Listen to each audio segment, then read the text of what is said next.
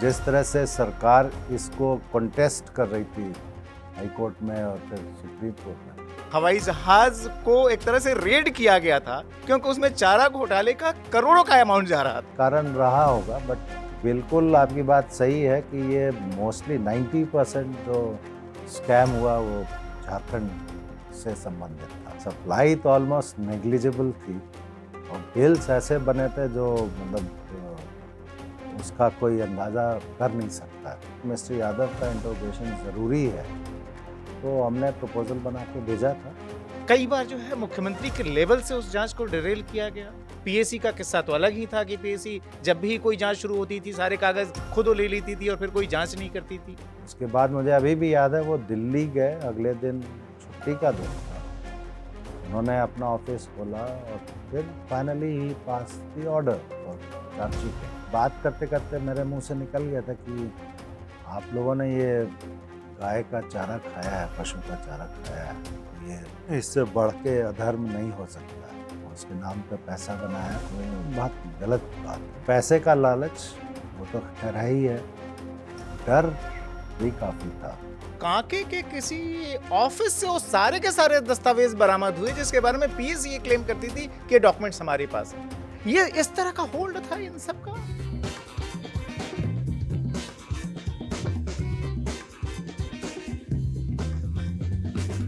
संवाद की इस कड़ी में बातचीत उस अधिकारी से जिसने 1990 के दशक में न सिर्फ बिहार बल्कि उसके बाद गठित हुए झारखंड बल्कि देश की राजनीति में भी भूचाल ला दिया। मामला क्या था? चारा घोटाला। जी हां, भारत में जब भी घोटाले की बात होती है प्रमुख घोटालों में से एक होता है चारा घोटाला।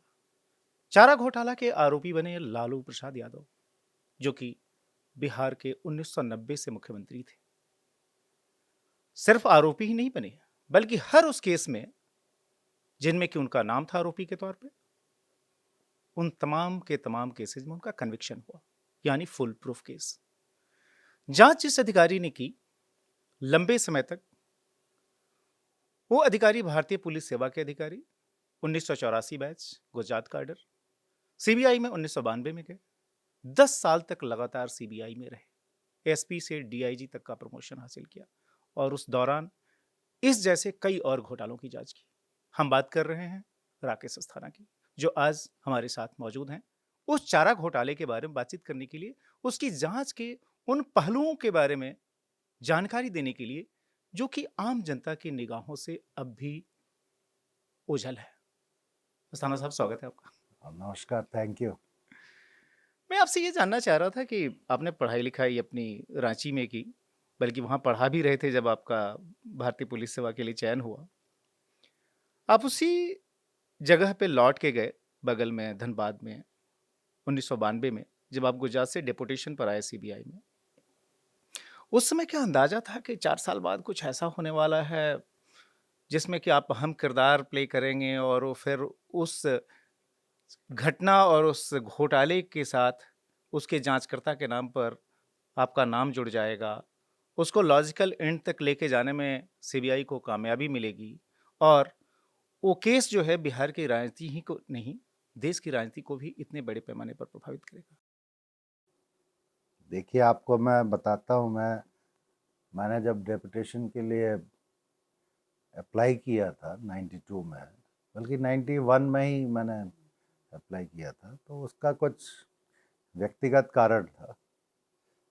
लेकिन जब मेरी पोस्टिंग धनबाद में हुई थी तो मेरी माताजी और मेरे पिताजी काफ़ी परेशान थे, बिकॉज धनबाद को वैसे भी काफ़ी बदनाम जगह माना जाता है, कोल माफियाओं का शहर था। कोल माफियाओं का शहर। और उस वक्त अगर आपको याद हो तो मैंने मई 92 में ज्वाइन किया था, कुछ दिन पहले ही, कुछ महीने पहले ही शायद, वहाँ पे सीनियर एसपी थे रणधीर वर्मा, जी उनका एक एनकाउंटर में शहीद हुए थे वो। तो किसी भी पेरेंट्स के दिमाग में ये चीज़ें रहती हैं कि सीबीआई में डेपुटेशन पे जा रहे हैं, धनबाद में जा रहे हैं, और सीबीआई में डेपुटेशन तो ऐसा होता है जिसमें कोई पुलिस का प्रोटेक्शन होता नहीं है। तो मेरी माँ काफ़ी परेशान थी, लेकिन फिर मैंने कहा कि अब नौकरी करनी है तो, और घर के नज़दीक अगर रहना है तो धनबाद हो या रांची हो, करेंगे। तो आप जैसा कह रहे हैं, इट्स अ प्रोविडेंस बेसिकली। मुझे उस वक्त ये कतई अंदेशा नहीं था कि इतने बड़े बड़े केसेस हैंडल करने का मौका मिलेगा। घर के अंदर नज़दीक रहना हो, चूँकि घर तो रांची में था। सना साहब के बारे में बता दूँ कि आपकी पढ़ाई नेतरहाट स्कूल से हुई, जहाँ पर आपके पिता खुद शिक्षक थे।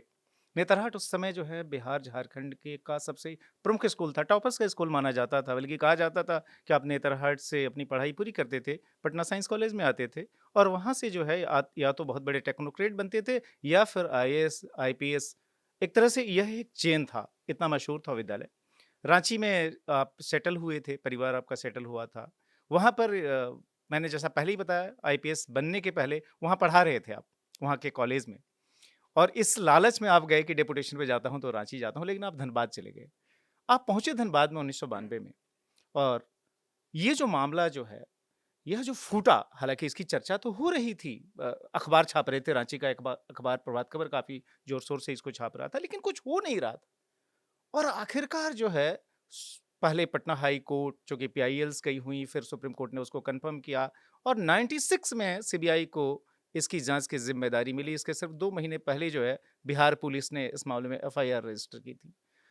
जब आप लोगों ने हाथ लगाया, जब कोर्ट के आदेश पर, उस समय क्या कुछ अंदाजा था कि इसमें इतने सारे लोग इन्वॉल्व होंगे? क्या पॉलिटिशियन, क्या अधिकारी में न सिर्फ पशुपालन विभाग के कर्मचारी अधिकारी, बल्कि सीनियर आईएएस ऑफिशियल्स, यहाँ तक कि आपके इनकम टैक्स के अधिकारी, जिन बॉडीज की ये जिम्मेदारी होती है किस तरह के भ्रष्टाचार को रोके, पीएसी, पब्लिक अकाउंट्स कमेटी, जो सबसे महत्वपूर्ण बॉडी होती है किसी भी राज्य में, उसके सरबराह, उसके चेयरमैन, ये सारे के सारे, उसमें कुछ अंदाजा भी था या कैसे आप लोगों को इसके हिंट मिलते चले गए?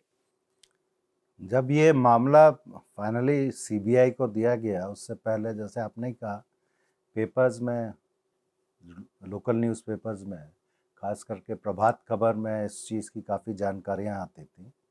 और पीआईएल जब फाइल हुई थी पटना हाई कोर्ट में और उसका सुप्रीम कोर्ट में मामला गया, तो जो भी जानकारी हम लोगों को मिलती थी वो पेपर के थ्रू मिलती थी। इतना ज़रूर अंदाज़ा था कि ये काफ़ी सेंसिटिव मामला होगा और इसमें इन्वॉल्वमेंट पॉलिटिकल लेवल पे होगा या सीनियर लेवल पे होगा, इसका तो कोई स्पेसिफिक अंदाज़ा नहीं था। बट जिस तरह से सरकार इसको कॉन्टेस्ट कर रही थी हाई कोर्ट में और फिर सुप्रीम कोर्ट में, तो लगता ज़रूर था कि इसमें काफ़ी इन्फ्लुएंशियल लोग इन्वॉल्व हैं। और जो कहानियाँ न्यूज़पेपर्स में आती थी, उसको पढ़ के आश्चर्य होता था कि करप्शन का लेवल किस हद तक गिर गया है, जिसमें अपनी ही ट्रेजरी को लोग बाग लूट रहे हैं। आपने कहा अपनी ही ट्रेजरी को लूटना, और वो भी सरकारी अधिकारी खुद, और जिन इनकम टैक्स के अधिकारियों की जिम्मेदारी होती है कि अगर इस तरह से कुछ, अगर इलीगल मनी अगर सिस्टम से एक्सट्रैक्ट की जा रही है, आय से अधिक संपत्ति का मामला हो, तो उसकी जांच करे, और यहाँ तक कि इनकम टैक्स के अधिकारी भी उसमें शामिल हो गए।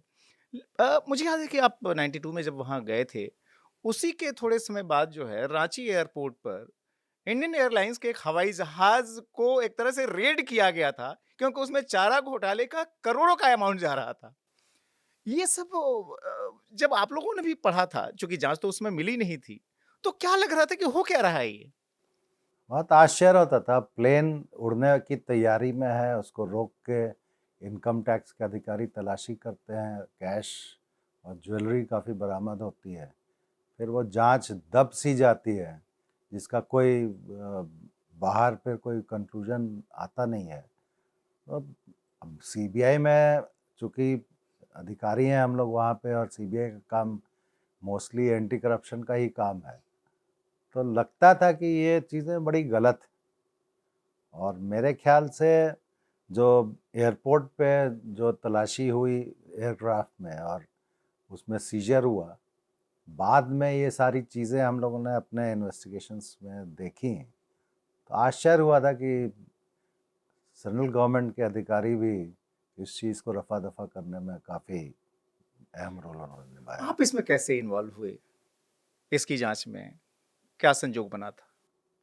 ये 96 में जब फाइनली सुप्रीम कोर्ट ने आदेश किया कि सीबीआई इसका इन्वेस्टिगेशन करेगी, और हाई कोर्ट की जो स्पेशल बेंच, डबल बेंच है, वो इसका मॉनिटरिंग करेगी। जस्टिस झा और जस्टिस मुखोपाध्याय की जस्टिस एस.एन. झा और जस्टिस मुखोपाध्याय की बेंच को इसका सुपरविजन करने को कहा गया था।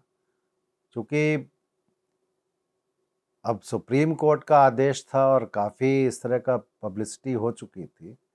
सीबीआई में नॉर्मली सुप्रीम कोर्ट और हाई कोर्ट के आदेशों का बहुत सीरियसली पालन किया जाता है, क्योंकि इसमें चूंकि मॉनिटरिंग के लिए भी कहा गया था, तो हमें हाई कोर्ट में रिपोर्ट्स सबमिट करनी होती थी। तो सीबीआई के हेडक्वार्टर में इसके बारे में काफ़ी गहन चिंतन हुआ और उस समय जो डायरेक्टर थे उन्होंने ये निर्णय लिया कि ये सारा investigation joint director east zone के तहत होगा। डॉक्टर यूएन विश्वास उस समय जॉइंट डायरेक्टर थे और उनको हेड बनाया गया पूरी टीम का, और उनको फिर बाकी मदद भी दी गई, क्योंकि केवल सीबीआई की जो ब्रांचेज हैं उनके पास ऐसा कोई वेयर विदॉल नहीं था कि इतने बड़े केसेस का इन्वेस्टिगेशन टाइम बाउंड मैनर में कर पाए। सीबीआई हेडक्वार्टर ने जेडी ईस्ट को ये आदेश दिया था कि आप टीम बना के इन्वेस्टिगेशन करेंगे, और जहाँ तक मुझे याद है उस वक्त 42 केसेस रजिस्टर हुए थे लोकल पुलिस के द्वारा, और ख़ास करके साउथ बिहार जो अभी झारखंड है उसकी ट्रेजरीज में मेनली लूट हुई थी, और कुछ पटना भागलपुर वगैरह की ट्रेजरी थी।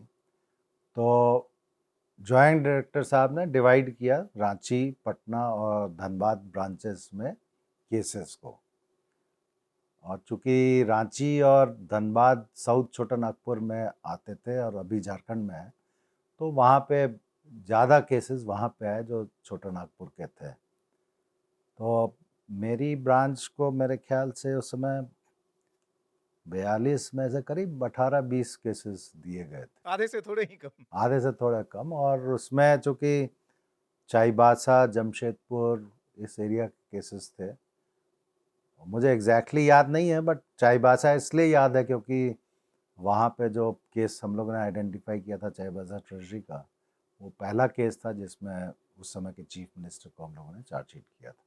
तो मैं तो ये मानता हूँ ये डिवीज़न जॉइंट डायरेक्टर साहब ने किया था, उसके हिसाब से तीनों एसपीज़ के पास केसेस डिस्ट्रीब्यूट हुए थे। थोड़े दिनों के बाद एक एनिमल हस्बेंड्री डिपार्टमेंट के इन्वेस्टिगेशंस के लिए एक स्पेशल यूनिट रांची में बनाई गई थी, जिसमें बाहर से भी अधिकारी और ऑफिसर्स आए थे। तो वो यूनिट बाद में फंक्शनल हुई, बट शुरुआत में ये 3 ब्रांचेस में केसेस डिस्ट्रीब्यूट किए गए थे। लोगों के ध्यान में मतलब लोगों के मन में एक हमेशा रहता भी है कि आखिर चारा घोटाला बिहार के बड़े घोटाले के तौर पर जो है सामने आया, जिसने राष्ट्र की राजनीति को प्रभावित किया। उस समय लालू यादव बड़े ही पावरफुल होते थे, यहाँ तक कि सीना ठोक के कहते थे कि 20 साल तक राज करूंगा। झारखंड आपने जैसा बताया अस्तित्व में भी नहीं आया था। लेकिन ज़्यादातर जो ये घोटाले के मामले हुए वो जो है रांची, चाईबासा, यानी कि जो आज का जो झारखंड है वहाँ पर हुए, जो कि उस समय छोटा नागपुर के अंदर ये सारी की सारी चीज़ें थीं। क्या वजह थी कि नॉर्थ बिहार, अगर उस समय के बिहार के हिसाब से बात करें या आज के बिहार की बात करें, तो आज का जो बिहार है उसके हिस्सों में ये घोटाले कम हुए, और जो आज का जो झारखंड है वहाँ पर जो है ये घोटाले ज़्यादा हुए? जो ये किंगपिन्स थे उनके दिमाग में क्या था? क्या जल्दी एक्सपोज नहीं होना वो चाह रहे थे, या उनको लगता था कि इधर किसी का ध्यान नहीं जाएगा, क्योंकि झारखंड उस समय भी बड़ा बैकवर्ड माना जाता था? नहीं, ऐसी बात नहीं है। उस समय के बिहार में भी रांची, जमशेदपुर, धनबाद, बोकारो, ये जो जगहें थी काफ़ी अच्छी जगह मानी मैं जाती थी। चाईबासा जैसी जगह की बात कर रहा हूँ, क्योंकि जहाँ पर आपने पहला जो बताया कि आपने केस ये था। कारण हो सकता है, लेकिन मैं ये मानता हूँ कि वहाँ पे जो माफिया था, श्याम बिहारी सिन्हा, खैर अब तो उनकी डेथ हो गई, उस समय वो जॉइंट डायरेक्टर थे, रीजनल डायरेक्टर थे शायद वहाँ पे, उनके नेक्सस बहुत ज़बरदस्त थे।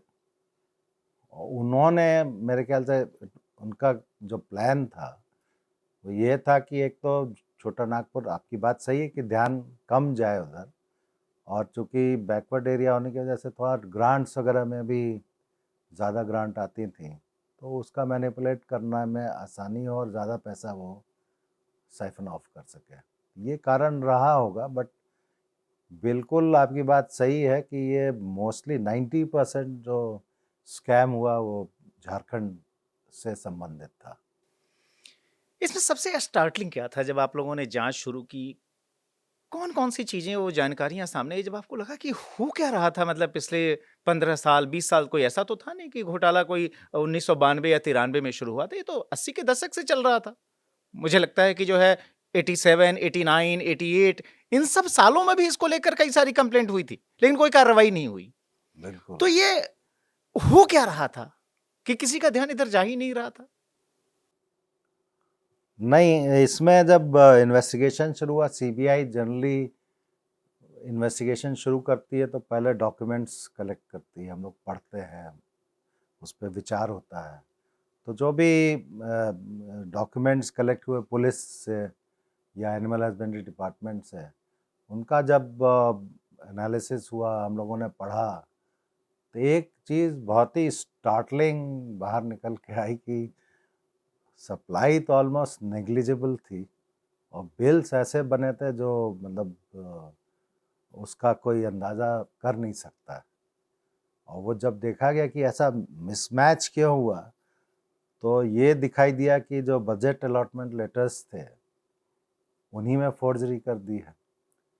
अब अगर 1 लाख रुपया अलॉटेड है एक पर्टिकुलर डिस्ट्रिक्ट को, तो वो 1 लाख को 1 करोड़ कर दिया गया या 10 करोड़ कर दिया गया, तो वो भी फर्जी हो गया, बिल भी फर्जी हो गए, सप्लाई भी फर्जी हो गई और ट्रेजरी से पैसा निकल गया। ट्रेजरी से पैसा निकल गया और जो checks and balances government of India में है ट्रेजरी के ऊपर, वो भी काम नहीं किए। तो ये चीज़ बड़ी स्टार्टलिंग थी कि ये पूरा जो सिस्टम था, it was a very well oiled system of looting the government treasury. और जो भी मास्टरमाइंड रहे उस समय, वो एनिमल हस्बेंड्री डिपार्टमेंट के जो माफिया थे, रांची बेस थे, उन लोगों ने ऐसा प्लानिंग की और थोड़ा बहुत डेफिनेटली उनका सीनियर लेवल पे कनेक्शन था और ब्यूरोक्रेसी में भी और पॉलिटिकल लेवल पे भी। तो अब बहुत ही व्यवस्थित तरीके से ये साइफनिंग हुई और really it was revelation for us कि इस तरह की चीज़ें भी हो सकती हैं। ये कैसे ध्यान में आया कि आप सप्लाई, आपने कहा कि सप्लाई भी पूरी तरीके से फर्जी हो रही थी, सप्लाई हो ही नहीं रही थी, सब कुछ कागज़ों में ही था। ये सब चीज़ें कैसे ध्यान में आई कि स्कूटर पर भैंसें ढोई जा रही थी, साइकिल पर ढोई जा रही थी, मोटरसाइकिल पर मतलब ट्रक की जगह जो है साइकिल, मोटरसाइकिल, स्कूटर ये सब मतलब कुछ भी।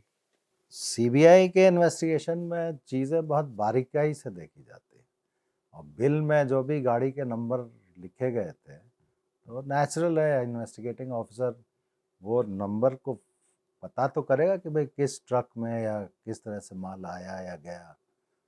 तो बड़ा आश्चर्य तब हुआ जब ये नंबर फर्जी निकले और काफ़ी नंबर्स ऐसे निकले जो स्कूटर के हों, टू व्हीलर्स के हों या टेम्पो के थ्री व्हीलर्स के हों, जिसमें आप आजकल ऑटो रिक्शा बोलते हैं।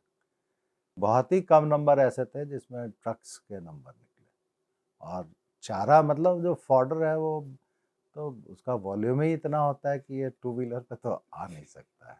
तो ये चीज़ काफ़ी क्रूड मैनर में की गई थी, इन लोगों को लगा होगा कि कभी ये जाहिर नहीं होगा, इस वजह से किया। लेकिन जो भी प्लानिंग की, बढ़िया प्लानिंग की, लेकिन अपना वो छोड़ तो जाते हैं निशान। तो इन्वेस्टिगेशन में यही सब चीज़ें हम लोग ढूंढते हैं सीबीआई में।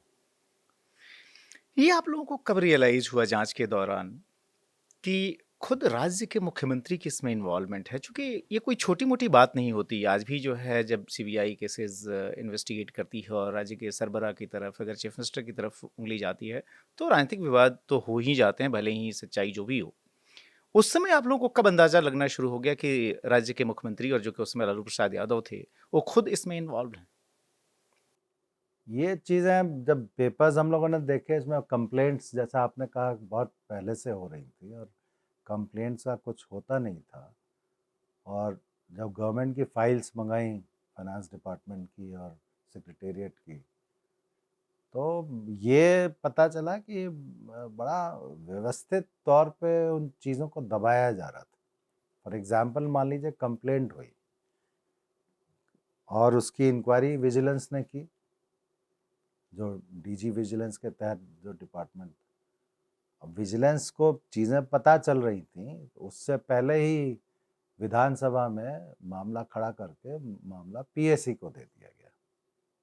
आप जानते हैं पीएसी में एक बार मामला चला गया तो इन्वेस्टिगेशन स्टेट पुलिस नहीं कर पाएगी, वो दबा हुआ है महीनों सालों में। तो ये सारी चीज़ें निकल के आने लगी तो पता मतलब उससे यही लगा कि पॉलिटिकल इन्वॉल्वमेंट के बगैर ये सब चीज़ें संभव नहीं है।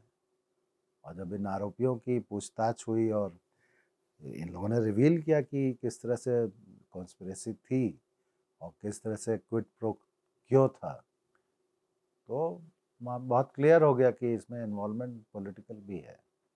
आपने आरोपियों की बात की, तो फर्ड स्कैम में जो सबसे बड़े आरोपी बने वो लालू प्रसाद यादव बने, जो उस समय बिहार के मुख्यमंत्री थे। उनसे आपने पूछताछ की थी।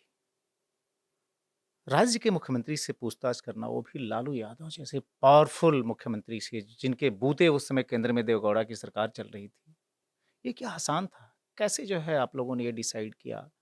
क्या कोई प्रेशर भी था कि आप उनसे पूछताछ न करें? प्रेशर कोई नहीं था। इन्वेस्टिगेशंस जो थे काफ़ी मीडिया में इसका काफ़ी एक्सपोजर भी था, मीडिया काफ़ी फॉलो करती थी। और मीडिया अपार्ट हाई कोर्ट और supreme court, high court monitored investigation था, तो इन्वेस्टिगेशन को बहुत सही तरीके से पूरी तरीके से करने की जवाबदारी थी। और तीसरी बात यह है कि सीबीआई का इन्वेस्टिगेशन डॉक्यूमेंट बेस्ड इन्वेस्टिगेशन होता है, जिसमें आप कोई चीज़ छिपा ही नहीं सकते। अगर मिस्टर यादव का रोल निकल के आ रहा है, चीफ मिनिस्टर का आ रहा है, दूसरे मिनिस्टर्स का आ रहा है, तो उसको आपको मतलब आप छिपा नहीं सकते हैं उस चीज़ को। और सीबीआई में एक सिस्टम बड़ा अच्छा है कि इसमें आईओ से लेके डायरेक्टर तक डिफरेंट लेवल्स होते हैं, और जो आईओ होता है जिसको जवाबदारी होती है इन्वेस्टिगेशन करने की, वो उसके सुपरवाइजरी ऑफिसर, जैसे as SP I was there, immediate supervisory officer, तो वो हमें तय करना होता था कि ये इन्वेस्टिगेशन किस तरह से आगे बढ़ाना है। और चूँकि इसकी रिव्यू होता था जॉइंट डायरेक्टर के लेवल पे काफ़ी रेगुलरली, तो सारी चीज़ें हम लोग रखते थे, तो जॉइंट डिस्कशन होता था। जब ये मौका आया कि मिस्टर यादव का इंट्रोगेशन ज़रूरी है, तो हमने प्रपोज़ल बना के भेजा था ब्रांच से, और हेडक्वार्टर में डायरेक्टर ने अप्रूव किया था, उसके बाद उनका इंट्रोगेशन हुआ था। एक चीज़ बताइए, जो है सो चारा घोटाले की जांच में बहुत सारे सीबीआई के अधिकारी शामिल थे। आपको ही ये ज़िम्मेदारी क्यों मिली इंट्रोगेशन के लिए? क्योंकि ये जो चाईबासा वाला केस जिसमें हम कॉन्स्पिरेसी, लार्जर कॉन्स्पिरेसी का एंगल देख रहे थे, वो धनबाद ब्रांच से इन्वेस्टिगेट हो रहा था और मैं इमीडिएट सुपरवाइजरी ऑफिसर था। और चूंकि सर्विंग चीफ मिनिस्टर को एग्जामिन करना है, तो सीबीआई में ये सिस्टम है कि वो इंस्पेक्टर या डिप्टी एसपी लेवल का अधिकारी इतने हाई फंक्शनरी को, जो पॉलिटिकल लीडर भी है, जाके नहीं पूछताछ कर सकता। ये चीज़ें ऐसी हैं जिसमें बहुत तरीके से जो उनका पद की गरिमा है उसको भी बना के रखना है, कोई बदतमीज़ी नहीं करनी है, और हमें अपना जो क्वेश्चंस पूछने हैं उसके आंसर लेने हैं, तो वैसे क्वेश्चन पूछे जाएं जो ज़रूरी हों।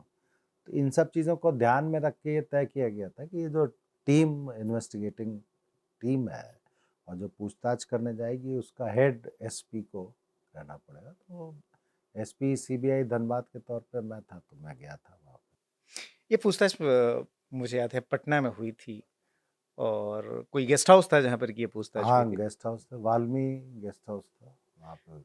कितनी देर तक आपने लालू यादव से पूछताछ की थी, और क्या था लालू यादव का एटीट्यूड उस समय जब आप उनसे सवाल पूछ रहे थे? वो पूरा अनुभव कैसा रहा था, अगर थोड़ा बता सकें? देखिए, ये पूछताछ सीबीआई के लिए भी बहुत इम्पोर्टेंट थी, इन्वेस्टिगेशन के लिए। और चूँकि मेरे ख्याल से हम लोग सर्विंग चीफ मिनिस्टर जो बहुत ही पॉपुलर थे और काफ़ी इम्पोर्टेंट पॉलिटिकल लीडर थे, उनकी पूछताछ करना भी मतलब सीबीआई के लिए एक बहुत बड़ी चुनौती थी।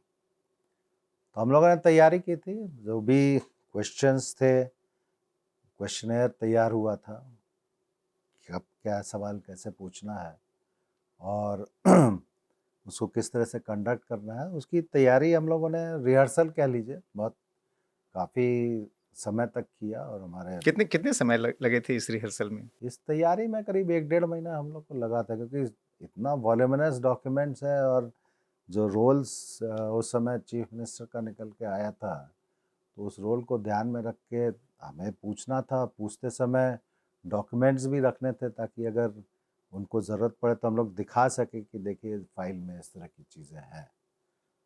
तो तैयारी में समय 1 डेढ़ महीना तो लगा था। और आईओ ने तैयारी की थी। मैं चूँकि डायरेक्टली सुपरवाइज़ कर रहा था, तो मैं काफ़ी एक्टिवली उसके साथ था। फिर हमारे जॉइंट डायरेक्टर साहब थे, उनकी टीम थी डॉक्टर विश्वास की। तो ये तैयारी करके हम लोग गए थे। और वाल्मीकि गेस्ट हाउस में पूछताछ इसलिए की गई थी क्योंकि सर्विंग चीफ मिनिस्टर को उनके ऑफिस में पूछताछ करना ठीक बात नहीं थी, और उनकी भी जो गरिमा थी उसको मेंटेन करने के लिए उनसे रिक्वेस्ट किया गया था कि आप कोई जगह बताएं, तो हम लोग वहाँ आएंगे। तो ये गेस्ट हाउस तय हुआ था। सिक्योरिटी का भी लिहाज रखना था, क्योंकि मीडिया में चीज़ें काफ़ी आती थी, पब्लिक में को पता रहता था। तो ये चीज़ सिक्योरिटी के लिहाज से भी ऐसी जगह करें जहाँ एकांत हो और आराम से बैठ के पूछताछ हो सके। लालू यादव उस दिन खुद सीरियस थे। नॉर्मली तो जो है अपने खिलंदड़े स्वभाव के लिए जाने जाते हैं, हंसी मजाक के लिए जानते हैं, लेकिन उस दिन उनका मूड क्या था और कितने सवाल आपने दागे थे उस दिन? कितनी लंबी छः चली थी ये 6 घंटे तक पूछताछ चली थी। काफ़ी लंबा था, और बीच में मुझे याद है ब्रेक भी दिया गया था। खैनी ठोकने के लिए तो नहीं? उन्होंने रिक्वेस्ट किया था कि अब काफ़ी लंबा हो गया, शुड ब्रेक होना चाहिए, तो हम लोगों ने ब्रेक भी दिया था। और पूछताछ बीच में चाय के लिए और नाश्ते के लिए 6 घंटे थी पूछताछ चली थी। और मुझे याद है उस समय पूरी पूछताछ की रिकॉर्डिंग की गई थी, क्योंकि कोई कंट्रोवर्सी बाद में हो या नहीं हो, तो उसको जानकारी रखने के लिए, काउंटर करने के लिए इसकी पूरी रिकॉर्डिंग भी की गई थी। पूछताछ के दरमियान चीफ मिनिस्टर साहब का एटीट्यूड जो नॉर्मल था वही था। सीरियस तो मैं नहीं कहूँगा, बट काफ़ी मजाक भी करते थे वो, और हंसाते भी थे। और काफ़ी मतलब ऐसी चीज़ें थी जो वो अपनी तरफ से एटमॉस्फेयर को लाइट करने की कोशिश की हो, ऐसा मुझे हाइंडसाइट में लगता है। बट बहुत अच्छे माहौल में हुई। और सीरियस इस वजह से भी वो थे क्योंकि उनको सारी चीज़ों का जवाब देना था, और फाइल देख के जवाब देना था, याद करके जवाब देना था। तो अगर सीरियस नहीं रहेंगे तो जवाब नहीं दे पाएंगे। लालू यादव तैयारी करके आए थे? बिल्कुल पूरी तरह से तैयार थे, और वो काफ़ी कॉन्फिडेंटली उन्होंने क्वेश्चन आंसर जो हुए उसका जवाब दिया। और मैंने याद है उस समय मैंने आपस में बात करते समय कहा भी था कि एक चीफ मिनिस्टर से मुझे पर्सनली ये उम्मीद नहीं थी कि उनको इतनी सारी चीज़ों का ज्ञान हो। और जवाब जिस तरह से उन्होंने दिया था, काफ़ी व्यवस्थित और अच्छे से जवाब दिया था। एक चीज़ बताइए, लालू यादव को डर नहीं लग रहा था कि इस घोटाले में मैं फंस चुका हूँ और जो है सो इससे मेरा राजनीतिक करियर अब बर्बाद हो सकता है? जब उस दिन आप बता रहे हैं मुझे 6 घंटे तक थे, मुझे ऐसा फील नहीं हुआ। क्या मान के चल रहे थे कि ऐसे ही निपट जाएगा? मुझे ये फील नहीं हुआ कि उनको ये लगता है कि वो डरते हों, या उनको लग रहा हो कि पॉलिटिकली उनको नुकसान होगा। उन्होंने इस तरह का कोई मौका ही नहीं दिया समझने के लिए। और हम लोग चूँकि प्रोफेशनली फोकस थे कि हमें जो अपनी चीज़ें जाननी है, उनसे पूछनी है, उसी पे हम पूछें। तो इस तरह का कोई लगा नहीं कि वो परेशान है या उनको किस तरह का भय है। ये बताएं कि आपके पास तमाम तैयारी थी, आपने काफ़ी सवाल पूछे और जो जांच के दौरान निकल कर आया था, जो कि रिकॉर्ड पर भी है कि कई बार इस मामले में कंप्लेंट हुई थी, यहाँ तक कि एनिमल हस्बेंड्री डिपार्टमेंट में हुई थी, हाउस के अंदर बिहार विधानसभा में ये सवाल उठाए गए थे, बिहार विधान परिषद में सवाल उठे थे। लालू यादव खुद मुख्यमंत्री थे, फाइनेंस मिनिस्टर के तौर पर भी उनके पास जिम्मेदारी थी। कई बार हुआ कि वह एनुअल हस्बेंड्री के मिनिस्टर जिन्होंने कि इस मामले में जांच के लिए आगे बढ़े, मुझे याद है रामजीवन सिंह नाम था, उनको हटा दिया गया। कई बार जो है मुख्यमंत्री के लेवल से उस जांच को डिरेल किया गया। पीएसी का किस्सा तो अलग ही था कि पीएसी जब भी कोई जांच शुरू होती थी सारे कागज खुद वो ले लेती थी और फिर कोई जांच नहीं करती थी। तो लालू यादव को ये डर नहीं लग रहा था कि ये सारी चीजें मैंने की हैं, वो रिकॉर्ड पर आ रही हैं और देर सबेर इसमें मेरे खिलाफ कार्रवाई हो जाएगी। उनको महसूस ज़रूर होता होगा, लेकिन उन्होंने हम लोगों से इस तरह का ज़िक्र इंटरोगेशन के टाइम में नहीं किया। बट जो मेरा अनुभव रहा इंटरोगेशन से पहले का या बाद का, उस समय उनको ये महसूस तो डेफिनेटली था कि ये चीज़ों में दिक्कत होगी। मुझे ये बताएं कि आपने पूछताछ की, उसके बाद एक स्टेज वो भी आया जबकि आप लोगों ने लालू यादव बिहार के सर्विंग चीफ मिनिस्टर थे, आप लोगों ने उनको अरेस्ट करने की सोची। और अरेस्ट करने के पहले के राजनीतिक घटनाक्रम तो बड़े खास रहे ही। बिहार में चूंकि सरकार लालू यादव की थी, तो ऐसे हालात भी थे कि खुद आप जैसे सीबीआई अधिकारी भी अपने को असुरक्षित महसूस कर रहे थे। बिहार पुलिस कोई आपके साथ खड़ी नहीं थी, वह अपने मुख्यमंत्री के साथ खड़ी थी। एक दौर ये भी आया और उसको लेकर काफी विवाद भी हुआ कि सेना को इन्वॉल्व करने की जरूरत तक आन पड़ी थी। पटना हाई कोर्ट में शायद सीबीआई के ही एक अधिकारी गए कि जो है हमें सेना की मदद लेनी पड़ेगी उनको अरेस्ट करने के लिए, और इसको लेकर एक अलग से जांच शुरू हुई सीबीआई के अधिकारियों के खिलाफ। मुझे याद है कि डॉक्टर यूएन विश्वास के खिलाफ भी इसको लेकर जांच हो गई कि आपने सेना को कैसे इन्वॉल्व करना चाहा। क्या ऐसी परिस्थिति उस समय बन गई थी कि जिसमें इस तरह की चीज सोची गई कि हमें सेना की मदद लेनी पड़ेगी, या अनहियर्ड सी चीज है? ये सवाल काफ़ी पर्टिनेंट है। और जब सीबीआई ने डिसाइड किया था उनको अरेस्ट करने के लिए, तो हम लोग ने तैयारी कर ली थी और बताया भी था। लेकिन उससे पहले उन्होंने बेल पिटिशन मूव करके इंटरिम बेल सुप्रीम कोर्ट से लिया था, तो उस समय हम लोग अरेस्ट नहीं कर पाए थे, बिकॉज सीबीआई ने उस समय ये विचार किया था कस्टोडियल इंटरोगेशन की ज़रूरत है। फिर सुप्रीम कोर्ट में ये मामला चला, 5-6 दिन के बाद फिर से मैटर आया। मैं खुद गया था कोर्ट रूम में कोर्ट अटेंड करने के लिए, सबको ब्रीफ करने के लिए, अपने लॉयर्स को। I was in the court.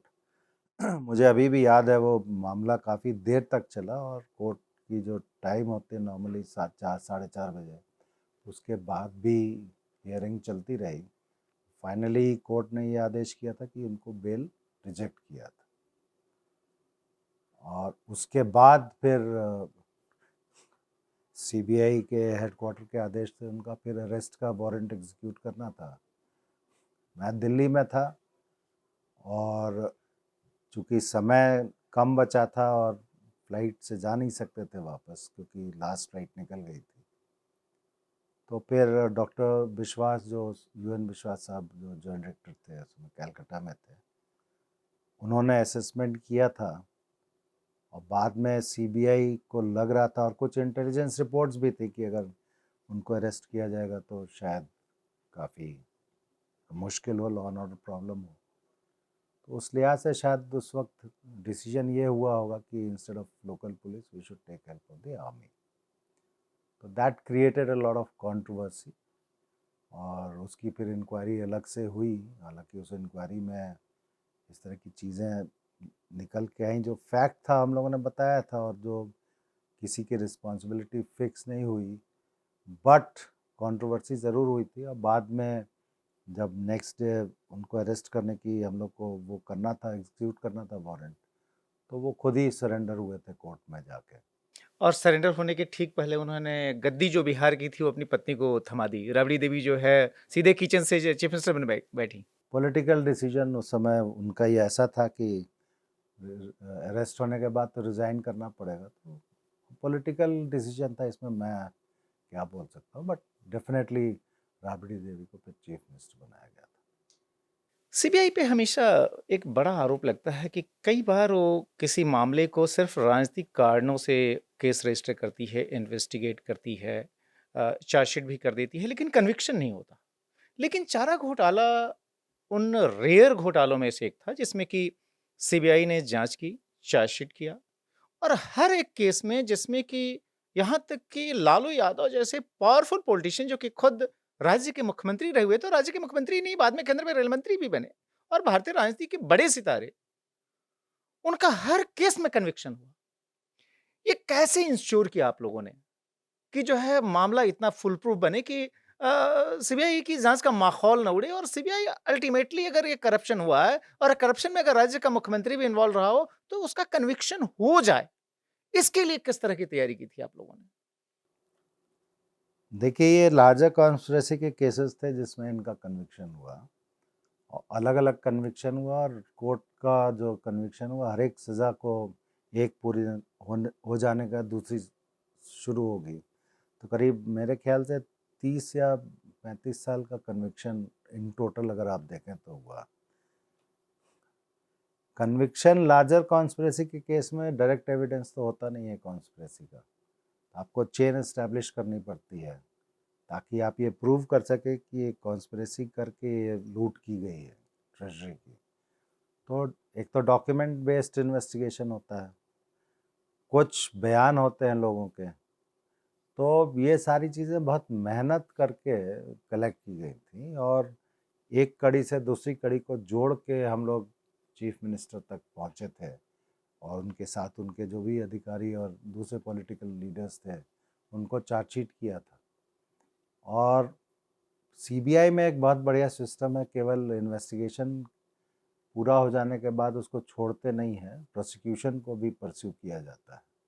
तो प्रोसिक्यूशन को भी बहुत अच्छे से स्पेशल पीपी नियुक्त करके, आईयू को साथ में रख के डॉक्यूमेंट्स समझाना विटनेसेस को, और पेश करना बढ़िया तरीके से कोर्ट में, ये सारी चीज़ें लंबे अरसे तक चलें, और जिसकी वजह से कन्विक्शन हुआ। तो मैं तो ये कहना चाहूँगा कि जो सीबीआई का सिस्टम है पुराना बना हुआ, किसी भी केस को एकदम फॉलो करना till the end, logical and, वो हम लोगों ने फॉलो किया, और उसकी वजह से ये फ़ायदा हुआ। पशुपालन विभाग के अधिकारी तो ठीक हैं, जिसमें कि किंगपिन श्याम बिहारी सिन्हा थे उस समय, उनके नीचे बहुत सारे अधिकारी थे। उनके यहाँ तक कि उनके ऊपर के भी अधिकारी थे, लेकिन कहते थे कि animal husbandry department Shyam Bihari Sinha ही चलाते हैं। लेकिन अधिकारी तो ठीक हैं, चाहे आईएएस ऑफिसर हों या पशुपालन विभाग के अधिकारी हों, जूनियर सीनियर हों। लेकिन चीफ मिनिस्टर रहे हुए व्यक्ति को चार्जशीट करना, क्या ये अपने आप में आसान था? उस समय भी क्या सीबीआई के अंदर भी इस तरह का था कि कहीं ऐसा तो नहीं कि हम जो है बिना किसी प्रॉपर एविडेंस के चार्जशीट कर रहे हैं? क्या कभी इसको लेकर आपको क्वेश्चन किया गया? जो डायरेक्टर्स, चूँकि 4, 5, 6 डायरेक्टर रहे इस पूरे पीरियड में जब ये सब जाँच चलती रही, और जो कि पटना हाई कोर्ट के सीधी सुपरविज़न में हो रही थी।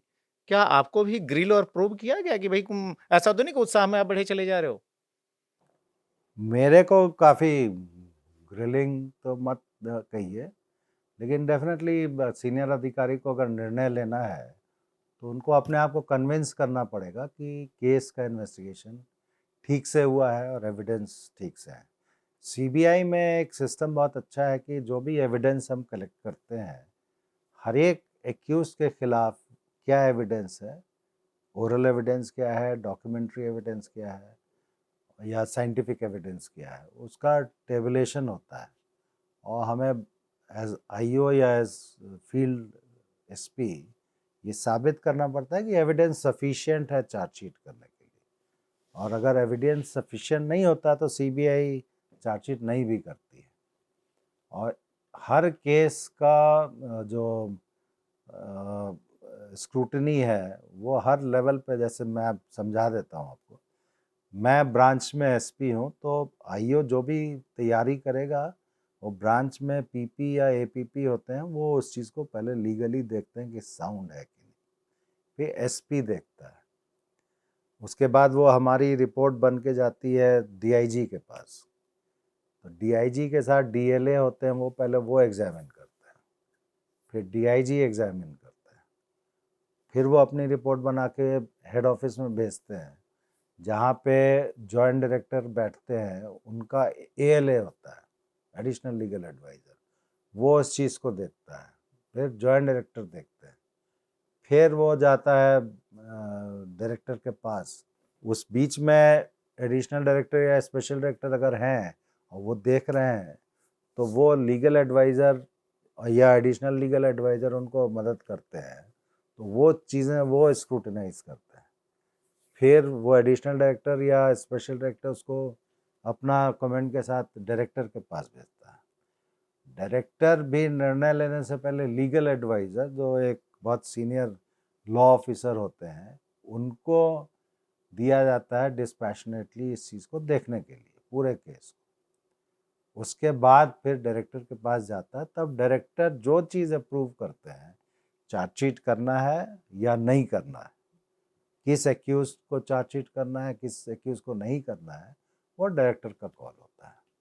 तो ये जितनी भी चैनल हैं, इसमें हर चैनल में मेरे को आईओ को लेके जाना पड़ता था कन्विंस करने के लिए, लॉ ऑफिसर्स को भी और उनके जो सुपरवाइजरी ऑफिसर हैं उनको भी। This happened right up to the director.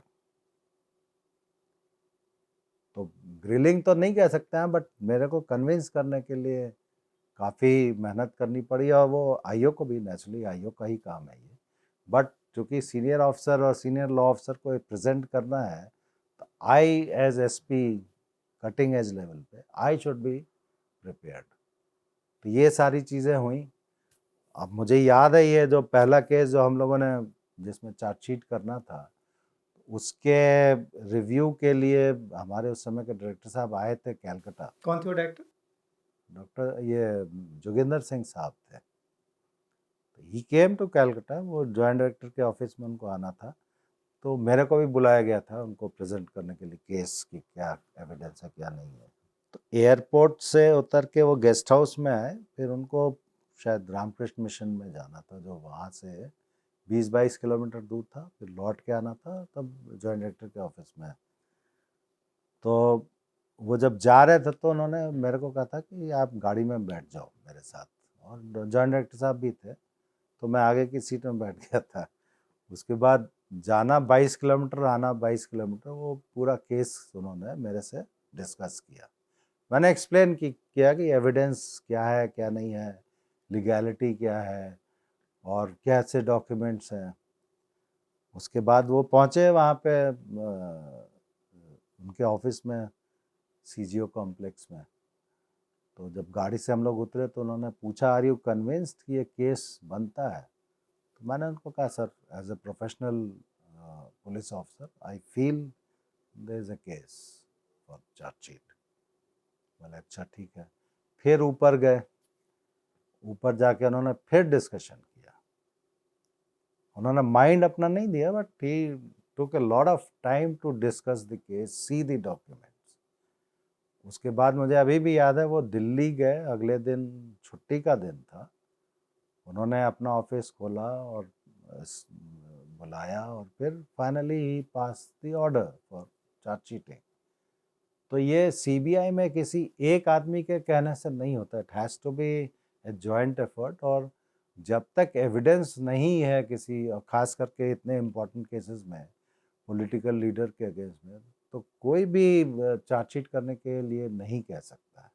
लेकिन अगर डॉक्यूमेंट्स हैं, एविडेंस है, तो ये कहना कि एविडेंस नहीं है चार्जशीट नहीं होगा, ये भी बड़ा मुश्किल है। CBI is a very professional organisation. मुझे याद है जोगिंदर सिंह साहब के बारे में कई तरह की बातें लोग बात करते थे, but in this particular case he was convinced and he took it call. ये बताएं कि चूंकि ये बहुत लंबी इन्वेस्टिगेशन चली थी, चार्जशीट की स्टेज फिर आई, हाई प्रोफाइल लोग इन्वॉल्व थे, यहाँ तक कि जो घोटालेबाज थे, जो उनके किंगपिन थे श्याम बिहारी सिन्हा, श्याम बिहारी सिन्हा का रसूख ये था कि वो अपने हिसाब से सब कुछ बदल सकते थे।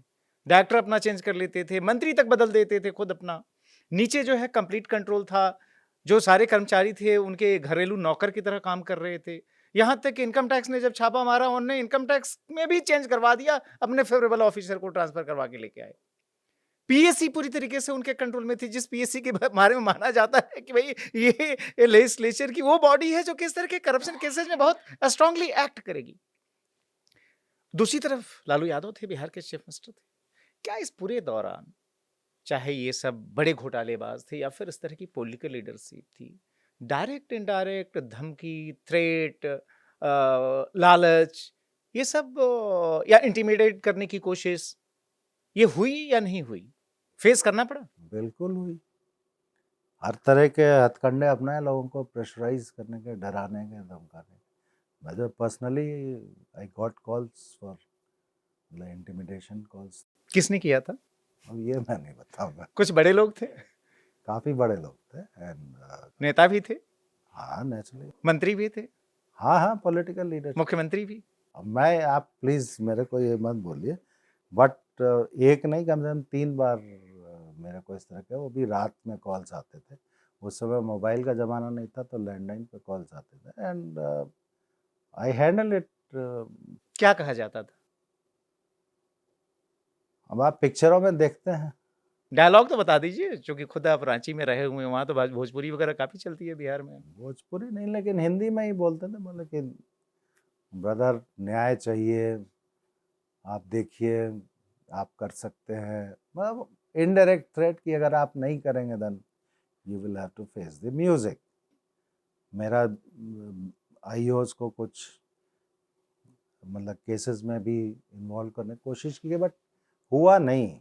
और मैं एक चीज़ मानता हूँ कि ऑल सडन डन जो सिस्टम था बिहार का, एडमिनिस्ट्रेटिव सिस्टम या पुलिस का सिस्टम, वो ऐसा नहीं था कि आउट ऑफ वे जाके हम लोग को हैरेस करने की कोशिश कर रहा हो। या नेचुरल है, कोई भी इन्फ्लुएंशियल आदमी या सीनियर आदमी या इन्वॉल्व है या फंस रहा है, तो कोशिश करता है किसी तरह से समझा बुझा के, ल्योर करके, डरा धमका के चीज़ें करा लें, लेकिन वो हुई नहीं, बिकॉज सीबीआई का फंक्शनिंग इस कोशिश हुई थी। कोशिश डेफिनेटली हुई थी, बट ये किसने की, क्या की, वो डिटेल में नहीं बता पाऊंगा आपको। ये बताएं, जब आप लोगों ने मामले को इन्वेस्टिगेट किया, चूंकि लंबे समय से ये घोटाला चल रहा था, यहाँ तक कि जगन्नाथ मिश्रा जब चीफ मिनिस्टर थे उस समय भी ये चल रहा था। उसके बाद से जो है लालू यादव के चीफ मिनिस्टरशिप के दौरान ये कंटिन्यूड रहा। कई PILs हुई, उसके पहले डिपार्टमेंट को कंप्लेन की गई, कुछ हो नहीं रहा था। क्या समझ में आया आप लोगों को जांच के दौरान, अगर लब्बो लुआब हम ये कहें कि घोटाला कैसे किया जाता रहा, क्यों लंबे समय तक यह छुपा रहा, और इसका मैग्नीट्यूड कितना बड़ा था, और ये किस किस तक इसका पैसा गया? देखिए, चूंकि केस अब फाइनलाइज हो गया, सज़ा भी हो गई, और जो हमारा इन्वेस्टिगेशन का निचोड़ था वो ये था कि कॉन्स्पिरेसी टॉप से लेकर नीचे तक थी, लोग बाग इन्वॉल्व थे, क्विड प्रोक्यो भी था, पैसे दिए गए, फैसिलिटीज़ दी गई, बेनिफिट्स दिए गए, और वो उस वक्त बड़े क्रूड मैनर में दिया था, इसलिए बहुत सी चीज़ें हम लोग ने पता भी कर लिया, एविडेंस भी कलेक्ट कर लिया। और ये चीज़ केवल लालू प्रसाद यादव जी के टाइम में हुई ऐसा नहीं है, ये पहले से चल रहा है जैसा आप बता रहे थे, और मेरे ख्याल से 1980s में ही ये चीज़ शुरू हो गई थी, और तब से ये चल रही थी, जो कंटिन्यू किया टिल 1994-5 तक, जब ये PIL हुई। काफ़ी बड़ा अमाउंट साइफन ऑफ हुआ। हम लोगों ने तो जो कैलकुलेट किया था सबसे करीब 950 करोड़ का घोटाला था उस वक्त, और काफ़ी चीज़ें रिकवर भी हुई, प्रॉपर्टी सीज भी हुई, और इसका मैग्नीट्यूड बहुत ज़्यादा था, क्योंकि जो लोग इन्वॉल्व थे वो हर एक लेवल पे लोग बाग इन्वॉल्व थे। 1996 में CBI को इसकी जांच मिली थी, और आप लोगों ने इसकी जांच शुरू की पटना हाई कोर्ट और फिर सुप्रीम कोर्ट के आदेश पर। इस घोटाले के किंगपिन जिनकी हम बार बार चर्चा कर रहे हैं, श्याम बिहारी सिन्हा, कुछ और भी उस वक्त महत्वपूर्ण नाम थे जिनके नोटोरियस एक्ट ने सबको हिला दिया था। कैम प्रसाद, एक पावर ब्रोकर था दीपेश चांडक, ऐसे बहुत सारे लोग थे। करोड़ों का वारा न्यारा उस समय, जो आप लोगों का एस्टिमेट था 950 से लेके 1000 करोड़ रुपए का घोटाला, जो कि मतलब 80 के दशक में शुरू हुआ था, और 1996 में जब आप लोगों ने जांच शुरू की CBI की तरफ से, तब जाकर वो बंद हुआ। ये सब ये पैसे का कर क्या रहे थे, और पैसे, जाहिर है ये कोई अमाउंट, छोटी अमाउंट नहीं थी। इसको क्या ये अपने घर में रखे हुए थे, बैंकों में किसी तरीके से लेके जा रहे थे, हवाला के जरिए बाहर भेज रहे थे, फिर अंदर मंगा रहे थे? हमने सुना कि गोल्ड बॉन्ड, यहाँ तक कि NRI बॉन्ड, विदेश से भी जो है कई सारे अलग अलग तरीके से, फिल्मों में भी ये पैसा लगा। ये हुआ क्या कैसे इसमें? देखिए, इसमें जितने लोगों ने पैसे बनाए, प्रॉपर्टीज़ में तो लगा ही पैसे, मकान है, ज़मीन है, जायदाद है, ज्वेलरीज में, ये जैसे किंग पिन जिनके नाम आप ले रहे हैं, इन्होंने ज्वेलरीज भी काफ़ी खरीदी, बॉन्ड्स खरीदे, फिल्मों में लगाया, इनके बच्चों ने अपने बिजनेस शुरू किए, उसमें लगाया, पैसा बाहर भी गया।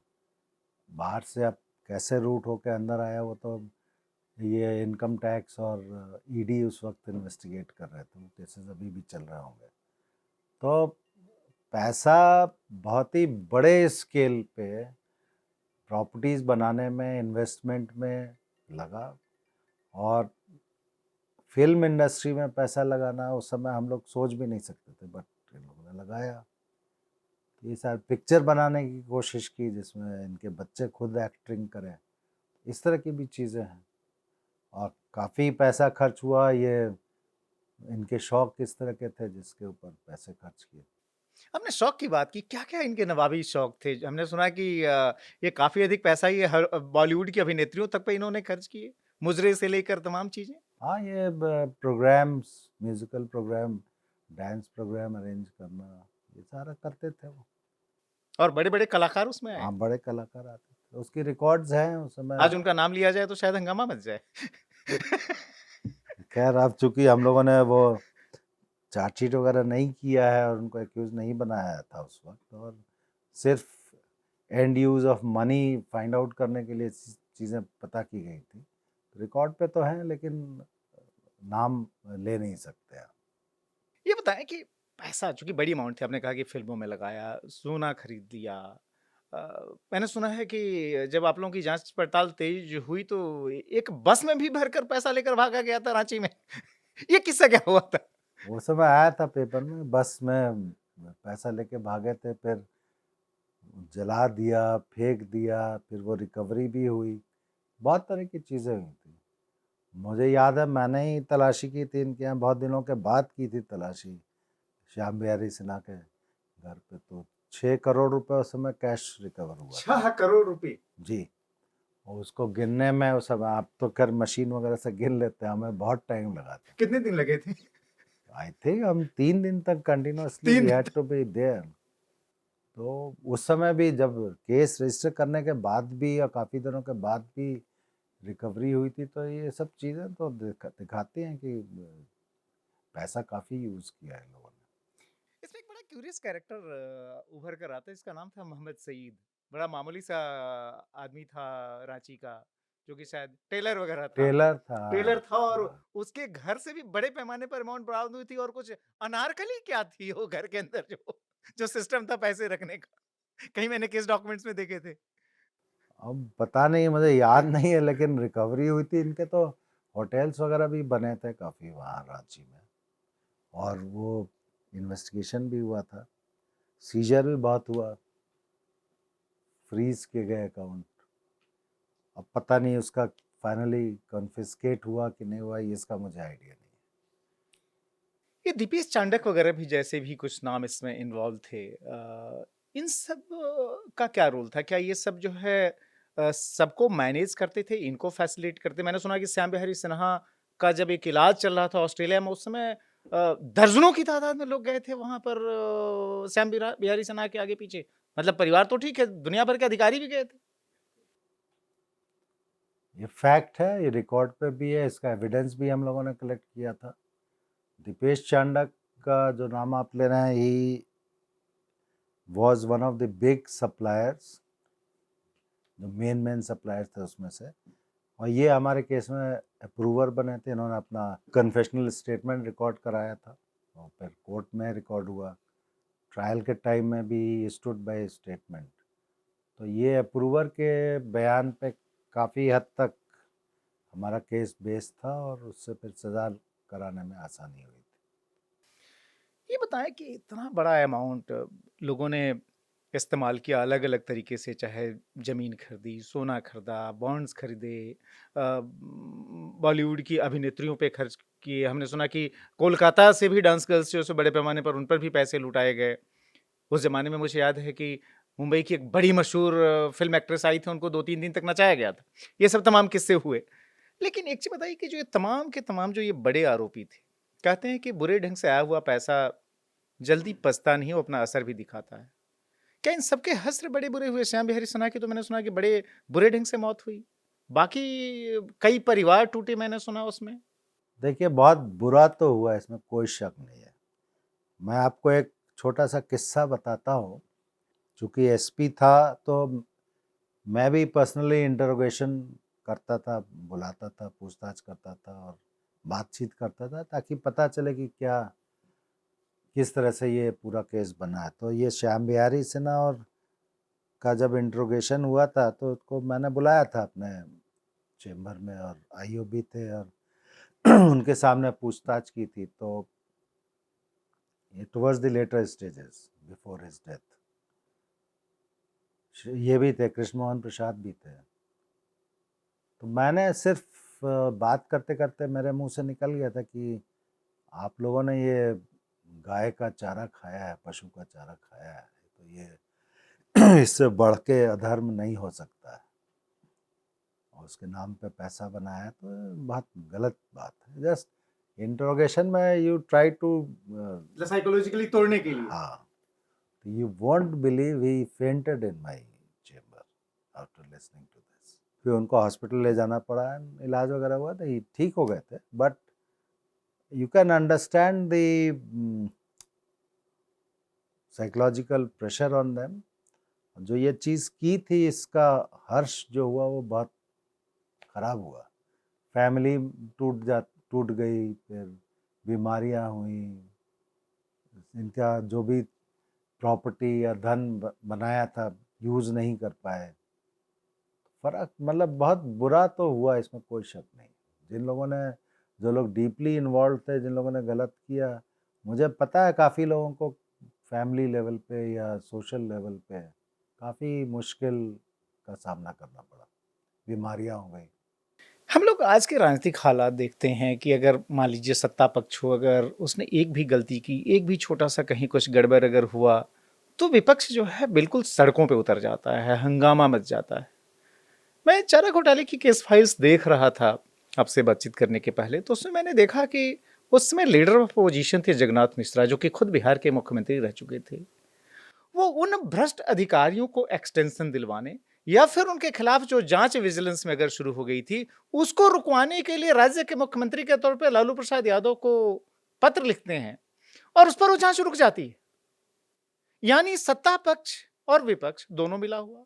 जिन अधिकारियों को जांच की जिम्मेदारी मिलती है, वो अधिकारी खुद जो है पूरी प्रक्रिया को लीक कर देते हैं। जैसे विजिलेंस डिपार्टमेंट की आपने बात की, उस विजिलेंस डिपार्टमेंट की भी कई अधिकारियों के बारे में आया कि उन्होंने खुद ही पैसे खा पी लिए और जो है मामले को दबा दिया। पीएससी का ये हाल था। तो इतना सिस्टम करप्ट कैसे हुआ? ये हैंड इन ग्लोव्स, ये सिर्फ पैसे का असर था, या जो हम कहते हैं ना कि बिल्कुल मोरालिटी का खत्म हो जाना, क्या था ये? क्या समझ में आया आप लोगों को कि कम से कम कोई एक तो खड़ा होता उसमें? मुझे लगता है कि जो एक व्यक्ति खड़ा हुआ, शायद वो वीएस दुबे थे, जो फाइनेंशियल कमिश्नर थे उस वक्त, जिन्होंने कि एक तरह से इस केस को पहली बार उजागर किया और डिसिसिवली आगे बढ़े। बाकी पूरा सिस्टम ऐसा क्यों हो चुका था? देखिए, एक तो पैसे का लालच, वो तो खैर ही है। डर भी काफ़ी था अधिकारियों में, या जो लोग इस चीज़ को उजागर करना चाहते थे या इसमें सहभागी नहीं बनना चाहते थे, उनको डर ज़रूर था, बहुत भय था। मुझे अभी भी याद है, विजिलेंस में एक इंस्पेक्टर लेवल का अधिकारी था जिसने उस वक्त भी कंप्लेंट की थी और काफ़ी बोल्डली इस चीज़ को फेस किया था। वो आदमी भी लगभग टूट सा गया था। हम लोगों ने पूछताछ की, प्रमोशन नहीं देना, ट्रांसफ़र कर देना, हैरान करना, तो ये चीज़ें थी। मिस्टर दुबे जो चीफ सेक्रेटरी हुए और बाद में हुए जी। फाइनेंस कमिश्नर थे, ही टुक ए वेरी बोल्ड स्टेप कि इस चीज़ की इंक्वायरी कराई और डिस्ट्रिक्ट एडमिनिस्ट्रेशन को प्रेशराइज किया पता करने के लिए क्या है। उसके बाद से चीज़ें निकलनी शुरू हो गई। ऐसा नहीं है कि पूरा सिस्टम ही कॉम्प्रोमाइज था। बट गिने चुने अधिकारी थे, मुझे लगता है, जिन्होंने किस, अदरवाइज इतना लंबा खिंचता ये 1980 में नहीं, एक तरह मैं से। तो उस समय काफ़ी लोगों से मिला भी, जो अधिकारी थे उनको, मतलब हाँ, ये ज़रूर था, वो खड़े नहीं रह पाए, डर के मारे हट गए या चुपचाप बैठ गए। लेकिन थे ऐसे अधिकारी जो एक्शन लेना चाहते थे लेकिन कर नहीं सकते थे, सिस्टम ही ऐसा था। क्योंकि खुद राज्य का मुख्यमंत्री इसमें खुद इन्वॉल्व था, इसलिए पॉलिटिकल ये कनेक्शन हर एक को तो नहीं पता था कि चीफ मिनिस्टर इन्वॉल्व है, लेकिन जो एनिमल हस्बेंड्री डिपार्टमेंट के ऑफिसर्स के जो पॉलिटिकल कनेक्शन थे या सीनियर अधिकारियों के साथ कनेक्शन के, जो चाहते थे वो करा लेते थे। आप ही ने कहा कि ट्रांसफ़र करा दिया, अपने अधिकारी ले आए, या पीएससी में केस पेपर ट्रांसफर का, तो जो देखता था दूर से उसको तो लगता होगा ना कि ये बहुत पावरफुल व्यक्ति है। पीएससी में याद आया कि हर बार जब जांच शुरू होती थी पीएससी कह देती थी कि हम इसकी जांच कर रहे हैं और आप सारे केस पेपर्स दे दीजिए। जबकि शायद आप ही लोगों ने जब जांच शुरू की इस मामले की तो कांके के किसी ऑफिस से वो सारे के सारे दस्तावेज बरामद हुए जिसके बारे में पीएससी ये क्लेम करती थी कि डॉक्यूमेंट्स हमारे पास हैं। ये इस तरह का होल्ड था इन सब का, घोटालेबाजों का। वो कागज पे दिखा देना कि पीएससी में पेपर्स चले गए हैं, पेपर्स एक्चुअली उनके ऑफिस में है। ये सारी चीज़ें तो रिकॉर्ड पे है, आई बाद में निकल के आया। और पीएससी के चेयरमैन भी इसमें इन्वॉल्व थे, उनको भी पैसे जाते थे चारा घोटाला के। वो तो फैक्ट है, वो चीज़ें प्रूव हुई बाद में। एक आर के राणा नाम का कैरेक्टर जो है सो काफी इसमें उछला। वो विधायक रहे थे लालू प्रसाद यादव के साथ, वो पढ़े भी थे बताते हैं। उनकी भूमिका क्या थी? क्या वो भी जो है एक तरह से किंगपिन ही थे इसको मैनेज हाँ, करने में? पूरा कॉन्स्पिरेसी में he was one of the main conspirators. He was, मतलब उनका श्याम बिहारी सिन्हा और चीफ मिनिस्टर के बीच के कंडुइट का कहते रोल प्ले करते थे बेसिकली। आप लोग ये क्या आइडेंटिफाई कर पाए कि लालू यादव को खुद कितने पैसे मिले थे इसमें 1000 करोड़ के घोटाले में? ये तो रिकॉर्ड पे होगा, मुझे याद नहीं है, बट चूंकि सजा हुई है तो डेफिनेटली क्विड प्रो क्यो में पैसे गए होंगे, बेनिफिट्स लिए होंगी, फैसिलिटीज ली होंगी। लेकिन क्या प्रॉपर्टी बनी और क्या रिकवर हुआ वो इस वक्त मुझे याद नहीं है, बट इतना ज़रूर है कि उन तक जो भी एविडेंस हमारे पहुंचे थे वो काफ़ी सॉलिड एविडेंस। मुझे याद है कि 3 अक्टूबर 2013 को पहला कन्विक्शन हुआ था इस मामले में, और मुझे अगर ठीक ठीक याद है तो आप उस समय सूरत के पुलिस कमिश्नर थे हाँ बिल्कुल। जब आपको ये खबर हाँ, मिली थी। कैसा महसूस हुआ? चूंकि 10 साल आप सीबीआई में जो आपका फर्स्ट डेपुटेशन था उसमें रहे, उसमें 1996 से लेकर 2002 तक, जबकि वापस आप सीबीआई से नहीं गए, मोटा मोटी अगर देखा जाए तो 6 साल उस केस में इन्वॉल्व रहे लगातार, और एक इक्का दुक्का केस नहीं, दर्जनों केसेस। और उसमें जाकर जो है 2013 में जाकर कन्विक्शन होता है। एक लंबी प्रक्रिया रही मेरे ख्याल से जो चली 13-4-17 साल। और राज्य का मुख्यमंत्री रहा हुआ व्यक्ति जो कि देश का रेल मंत्री भी रहा हो, पावरफुल पॉलिटिशियन रहा हो, फाइनली कन्विक्ट हुआ। क्या बहुत अंदर से उस दिन खुशी हुई थी, संतोष हुआ था कि एक चीज जो हम लोगों ने शुरू की थी और जिसमें इतना सारा थ्रेट हमें फेस करना पड़ा, इतनी मेहनत करनी पड़ी, इतना प्रेशर था, वो फाइनली लॉजिकल एंड तक गया? बिल्कुल, as a professional police officer जो सेटिस्फैक्शन होना चाहिए बिल्कुल हुआ था। इतनी मेहनत की और अगर कन्विक्शन नहीं हो तो फ़ायदा क्या है फिर? तो कन्विक्शन हुआ तो उससे डेफिनेटली सेटिस्फैक्शन तो बहुत हुआ, इसमें कोई शक नहीं। और ऐसा नहीं कि केवल श्री यादव का ही कन्विक्शन हुआ, ये हर एक केस में 50 से ऊपर एक्यूज है, हर एक का कन्विक्शन होना ये बहुत बड़ी बात है। मैं तो ये कहना चाहूँगा कि इंडिया के हिस्ट्री में, पॉलिटिकल या जो भी क्रिमिनल इन्वेस्टिगेशन की हिस्ट्री में आज तक ऐसा नहीं हुआ कि इतने बड़े लेवल के करप्शन केसेस में, जिसमें हर एक केस में 50 से ज़्यादा एक्यूज्ड हो या नंबर ऑफ एक्यूज बहुत ज़्यादा हो, हर एक को सज़ा हुई हो और 100% कन्विक्शन हुआ हो।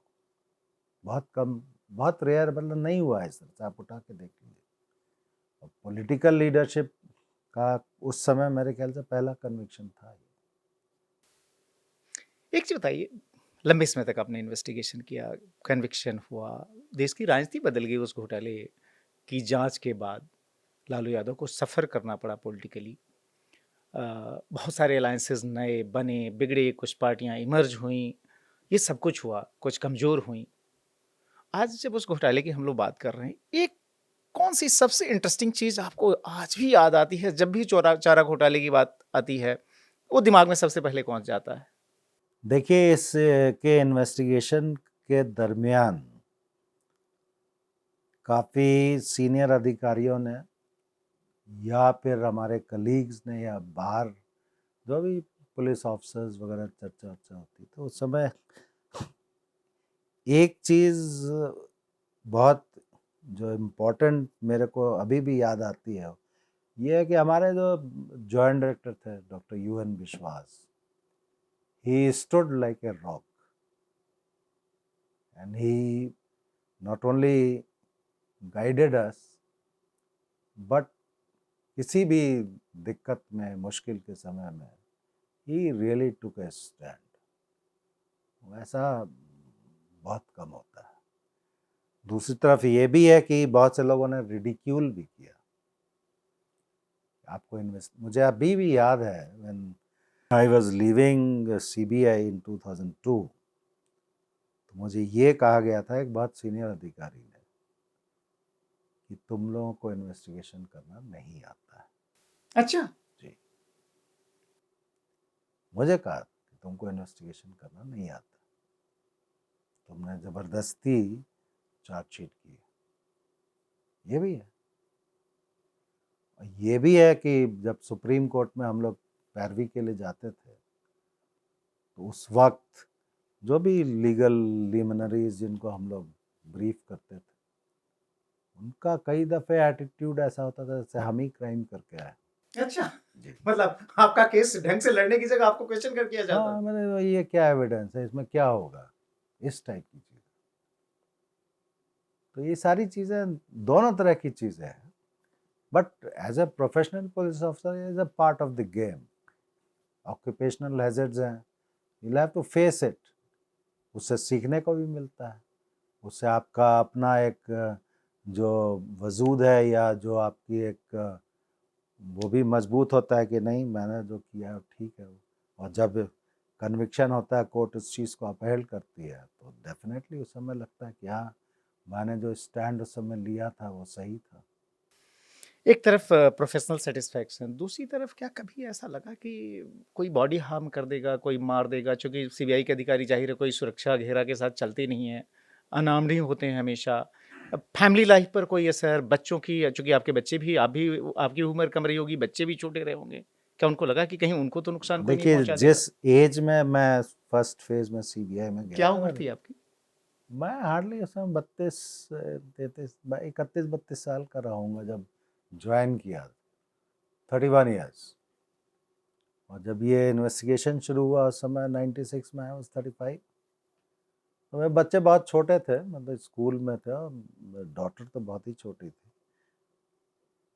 ये और उस समय बिहार, आप चूँकि बिहार से, आपको पता है कि माहौल किस टाइप का, लॉ एंड ऑर्डर की सिचुएशन थी। हालांकि ऊपर के लेवल पर पता नहीं चलता है, बट किडनैपिंग, लूटपाट और ये सब चीज़ें, मर्डर्स वगैरह हुआ करते थे। और किडनैपिंग के लिए तो बिहार उस समय मशहूर था। सीबीआई में नॉर्मली पुलिस का कोई प्रोटेक्शन होता नहीं है, कोई आप फोर्स लेके चल नहीं सकते। मैं क्या, मेरे जो अधिकारी थे वो लोग भी नहीं करते, उनको भी कोई प्रोटेक्शन नहीं था। उस माहौल में हम लोगों ने काम किया तो डर तो रहता ही है। मेरे बच्चे छोटे थे, मैं मजबूरी में उसको हॉस्टल में डालना पड़ा, लेकिन हॉस्टल में जहाँ डाला वहाँ भी लोग बाग पहुँचे। या कई दफ़े जैसे अब पटना जाना पड़ता था, तो मेरे पास पटना का भी कई दफ़े चार्ज रहा, या रांची जाना पड़ता था, तो I used to travel all alone. Patna के लिए वो गंगा दामोदर एक्सप्रेस रात में धनबाद से चलती है, सुबह पहुंचती है, और वहाँ से रात में चलती है, सुबह धनबाद पहुंचती है। तो अकेले ट्रैवल करना, कोई भी कुछ भी कर सकता था। रेलवे में डकैतियाँ होती थी उस वक्त, कोई भी कुछ कर सकता था। लेकिन ठीक है, नहीं हुआ, that is a different issue. और वो एक हैज़र्ड ज़रूर था, लेकिन उसको अगर हम ध्यान में रखते तो काम ही नहीं होता। परिवार को झेलना पड़ा, इसमें वाइफ हैं, बच्चे हैं, इनको जो प्रेशर था वो तो वही लोग समझ सकते हैं ना। मेरी डॉटर काफ़ी बीमार रही उस बीच में, तो उसका भी ट्रीटमेंट कराने के लिए भाग दौड़ करना, और फिर ये प्रेशर भी झेलना, और कोर्ट का प्रेशर झेलना, इन्वेस्टिगेशन का प्रेशर झेलना। All these things are there, but it's all part of the game. Family का सपोर्ट रहता है तो बहुत अच्छे से चीज़ें हो जाती हैं। बच्चों ने सफ़र किया, वाइफ ने, बच्चों ने, मेरे पेरेंट्स ने, लोगों ने, मेरे रिलेटिव्स ने। क्या किसी ने ये नहीं कहा कि कहाँ पंगे ले रहे हो इतने बड़े बड़े लोगों मुझे से? कहा, मैं से कहा कि इस तरह से क्यों कर रहे, तुम्हें पता नहीं है बिहार क्या है? बिकॉज मेरा कार्डर तो गुजरात है, और यहाँ पे बड़ा फ्रंट फुट पे अगर आप बैटिंग कर रहे हैं तो नेचुरली वो झेलना तो पड़ेगा। मुझे नहीं आइडिया था, इग्नोरेंस इज द ब्लिस, लेकिन चीज़ें हो गई, ठीक ठाक हो गई। इतने वर्षों बाद कैसा लगता है जब ज्यादातर केसेस में कन्विक्शन हो गया? दिल को अच्छा लगता है, परिवार को भी अच्छा लगता है कि हाँ, जिसके लिए इतनी परिवार मेहनत को की। तो हाँ डेफिनेटली अच्छा लगता है। बच्चे अब तो बड़े हो गए तो वो अप्रिशिएट करते हैं, उनको अच्छा महसूस होता है, और फैमिली में भी। और चूंकि ये केसेस इतने इम्पोर्टेंट थे पॉलिटिकली, तो नेचुरली आपका अगर नाम होगा तो अच्छा तो लगेगा। लेकिन ये है कि हाँ, एक इस तरह का एक्सपीरियंस जो है वो life long experience, life time experience, मतलब बहुत कम लोगों को इस तरह का एक्सपीरियंस होता है। I am fortunate in that way. बहुत अच्छा लगा और आपको धन्यवाद भी कि आपने अपनी ये अनुभव और इस केस की डिटेल्स को इतने विस्तार से हमारे साथ शेयर किया, जो कि जाहिर है इस तरीके से कभी बाहर नहीं आया है। चुनौतियाँ, पूरी जांच की प्रक्रिया, कन्विक्शन के स्टेज तक जाना, और आपके पास काफ़ी कुछ है बताने के लिए, चूँकि एक अकेला ऐसा केस नहीं था जिसको कि आपने इन्वेस्टिगेट किया, जिसको सुपरवाइज़ किया। ऐसे बहुत सारे हाई प्रोफाइल केसेस हैं, उस पर भी हम बात करेंगे नेक्स्ट एपिसोड में। तब तक के लिए धन्यवाद।